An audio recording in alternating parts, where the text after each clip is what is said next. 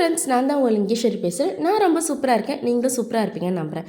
இன்றைக்கி இந்த வீடியோவில் கணவன் மனைவிக்குள்ளே ஓயாத சண்டை இருந்துச்சுன்னா அது எப்படி சரி பண்ணி நம்ம எப்படி ஒற்றுமையோடு வாழணும் அப்படின்றத பற்றி தான் பார்க்க போகிறோம். அதுக்கு ஒரு சில பரிகாரங்களும் இருக்குது. கணவன் மனைவி இடையே புரிதல் அப்படின்றது ரொம்பவே ஒரு அவசியமான ஒரு விஷயம். இந்த புரிதல், விட்டு கொடுத்தல், பொறுமை இது எல்லாமே இல்லாத காரணத்தினால சிறு பிரச்சனைக்கு கூட குடும்பமே சிதைந்து போகும் நிலை ஏற்படுது. ஈகோ காரணமாக சரியான புரிதல் இல்லாமல் இருக்கிறதுனால பிரிந்து வாழும் கணவன் மனைவி மீண்டும் ஒன்று சேர்ந்து வாழ்வதற்கு ஒரு சில எளிய பரிகாரங்கள் நம்பிக்கையுடன் செஞ்சாலே நல்ல மாற்றங்கள் ஏற்படும். இறை வழிபாட்டுடன் மந்திர சக்தியும் ஒன்று சேர்ந்தால் விரைவில் கணவன் மனைவி இடையேயான பிரச்சனைகள் தீர்ந்து ஒற்றுமை ஏற்பட வாய்ப்பு இருக்குது. இந்த எளிய பரிகாரங்கள் கணவன் மனைவி ஒற்றுமையுடன் வாழ்க்கையிலும் குடும்பத்திலும் உள்ள தீயவற்றை அழித்து பல நன்மைகளை கொண்டு வந்து சேர்க்கும் அப்படின்னு சொல்கிறாங்க. சரி, கணவன் மனைவி பிரச்சனை பற்றி பார்ப்போம். இல்லறம் நல்லறமாக சிறக்க கணவன் மனைவி ஒற்றுமை அப்படின்றது ரொம்பவே அவசியம். சூழ்நிலை காரணமாக சண்டை ஏற்பட்டாலும் உடனடியாக அதை மறந்து அன்பு காட்டணும், மனம் விட்டு பேசணும் அப்படின்னு சொல்லுவாங்க. ஆனால் இன்னைக்கு வாழ்க்கைக்கு இயந்திரமாகி விட்டதுனால எதற்கெடுத்தாலும் சண்டை, நிம்மதி இல்லாத சூழ்நிலை பெரும்பாலான வீடுகளில் காணப்படுது. பல வீடுகளில் வெளி உலகிற்காக ஒரே வீட்டில் வாழ்பவர்கள் இருக்கிறாங்க. பலர் சிறிய பிரச்சனைக்கு கூட சகிப்புத்தன்மை இல்லாமல் கோபம் கொண்டு பிரிய வேண்டும் அப்படின்னு முடிவு எடுக்கிறாங்க. விவாகரத்து கேட்டு நிற்கிறாங்க. பலர் பிரியலாம் என்ற மனநிலையில் இருக்கிறாங்க. எப்படி இருந்தாலும் கணவன் மனைவி சண்டை போட்டுக்கொண்டே நிம்மதி இல்லாமல் இருக்கும் நிலையே காணப்படுது. சரி, அடுத்து கணவன் மனைவி ஒற்றுமைக்கான கோவில் என்ன அப்படின்றத பார்ப்போம். இப்படி கணவன் மனைவி சண்டை பிரச்சனை பிரிந்து கணவன் மனைவி ஒன்று சேர சில எளிய பரிகாரங்கள் வீட்டிலேயே செய்யலாம்.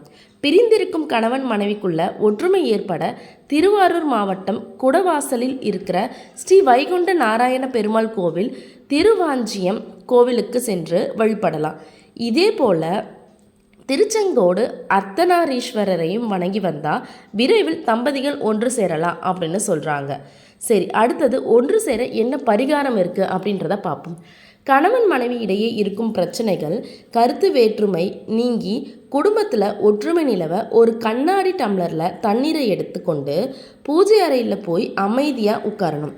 27 மிளகு, 27 கல்லுப்புகளை எண்ணி எடுத்து கொள்ளணும். கணவன் மனைவிக்குள்ளே இருக்கும் பிரச்சனை தீர்ந்து மகிழ்ச்சியான வாழ்க்கை அமைய வேண்டும் அப்படின்னு வேண்டிட்டு முதல்ல ஒவ்வொரு உப்பாக தண்ணிக்குள்ளே போடணும். பிறகு மிளகுகளை ஒவ்வொன்றா போடணும். இந்த மாதிரி போட்டு முடித்ததும் நன்றாக வேண்டிக்கொண்டு அந்த தண்ணீரை ஆறு, அப்படி இல்லைன்னா குளம் ஆகியவற்றிலோ அல்லது கால்படாத இடத்திலோ அதை சேர்த்துடலாம், ஊற்றி விட்டுடலாம். இந்த மாதிரி தொடர்ந்து செஞ்சு வந்தால் விரைவில் கணவன் மனைவிக்குள்ளே இருக்கும் ஒற்றுமை ஏற்படும். கல்லுப்பு மற்றும் மிளகிற்கு எதிர்மறை எண்ணங்கள் மாற்றும் சக்தி உள்ளது. வீட்டில் சூழ்ந்திருக்கும் எதிர்மறை ஆற்றல்கள் மறைந்து தெய்வ ஆற்றல் பரவ துவங்கும். கண் திருஷ்டி போன்றவைகளும் இதனால் விலகிடும் அப்படின்னு சொல்கிறாங்க. கணவன் மனைவி ஒற்றுமை ஏற்பட தினமும் சுந்தரகாண்டம் பாராயணம் செய்யலாம். ராமர் சீதையை சேர்த்து வச்சு இது போல பிரிந்திருக்கும் கணவர் மனைவி அனுமனின் அருளால் ஒன்று சேர்வார்கள் அப்படின்னு சொல்லுவாங்க. கீழே உள்ள மந்திரத்தை தினமும் காலையிலும் மாலையிலையும் குளிச்சு விட்டு 11 முறை பாராயணம் செய்தால் நல்ல மாற்றம் ஏற்படும்.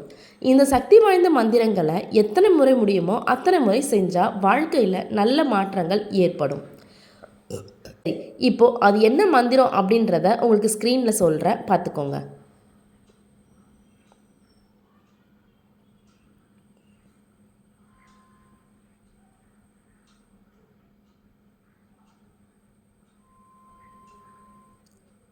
அடுத்தது ஸ்ரீ ராம மந்திரம். ராமருடைய மந்திரத்தை சொன்னாலும் கணவன் மனைவிக்குள்ள ஒற்றுமை ஏற்படும் அப்படின்னு சொல்லுவாங்க. அது என்ன மந்திரம் அப்படின்றத டிஸ்பிளேல ஷோ பண்ணுறேன், நோட் பண்ணிக்கோங்க.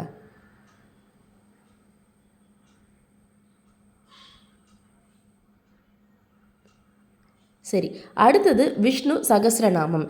இதுவுமே நம்ம சொல்லலாம். இதுவுமே நான் ஸ்க்ரீனில் ஷோ பண்ணுறேன், நோட் பண்ணிக்கோங்க.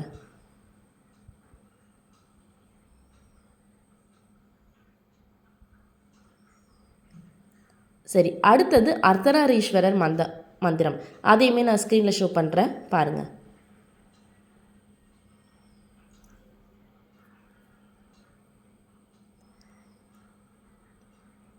இவ்வளோதான் ஃப்ரெண்ட்ஸ். இந்த மந்திரத்தெல்லாம் நீங்கள் ஏதாவது இந்த எல்லா மந்திரமே நம்ம சொல்லணும் அப்படின்னா அப்படி கிடையாது. ஏதாவது ஒரு மந்திரத்தை நீங்கள் தினமும் சொல்லிட்டு வரலாம். நீங்கள் சொல்ல சொல்ல உங்களுக்குள்ள மாற்றத்தை நீங்களே பார்ப்பீங்க. இந்த மாற்றம் உங்களுக்குள்ளே ஏற்பட்டுச்சு அப்படின்னா எனக்கு கமெண்ட்டில் மென்ஷன் பண்ணுங்கள். நெக்ஸ்ட் வீடியோவில் பார்ப்போம். Bye by.